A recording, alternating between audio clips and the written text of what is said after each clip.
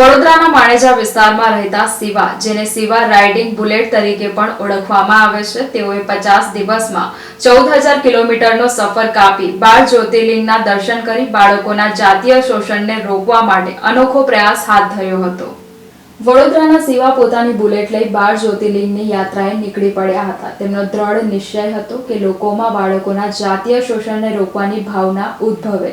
ઠેર ઠેર તેમને ભવ્ય પ્રતિસાદ મળ્યો હતો। 12 જ્યોતિર્લિંગનું પહેલું સોમનાથ ખાતે તે પહોંચ્યા હતા અને આખરે ત્રંબકેશ્વરના દર્શન કર્યા હતા। એમ 50 દિવસમાં કુલ 12 જ્યોતિર્લિંગના દર્શન પૂરા કરી પોતાની યાત્રા પૂર્ણ કરી હતી। શિવાની આ યાત્રા યાદગાર રહી હતી અને રહેવા જમવાની વ્યવસ્થા સ્થાનિકો દ્વારા સેવાઓ પૂરી પાડવામાં આવી હતી। યાત્રા દરમિયાન તેઓને ઠેર ઠેર પ્રતિસાદને આવકાર મળ્યો હતો। શિવાના પરિવારજનો વડોદરામાં તેની આતુરતાથી રાહ જોઈ રહ્યા હતા અને તેના આગમન માટે ઢોલ તાશા, મિષ્ટાન તેમજ પુષ્પહાર સાથે સમગ્ર સોસાયટી એકત્રિત થઈ હતી અને શિવાની આસ્થા સ્વરૂપે પૂજા પણ કરવામાં આવી હતી। શિવાને આ સફરમાં દેવાધિદેવ મહાદેવની સાક્ષાત્કારીનો પરચો પણ મળ્યો હતો। શિવાના આગમન ટાણે હર્ષ ઉલ્લાસનું વાતાવરણ સર્જાયું હતું। 12 જ્યોતિર્લિંગની યાત્રા તેમણે પૂર્ણ કરી હતી। શિવા રાઇડિંગ બુલેટ આ યાત્રાનું શ્રેય પોતાના પત્ની તેમજ બાળકોને આપ્યું છે। પોતાના આ સફર તેમને પોતાના બુલેટ પર લગાવેલા કેમકોર્ડર કેમેરામાં કંડારી લેવામાં આવ્યા છે।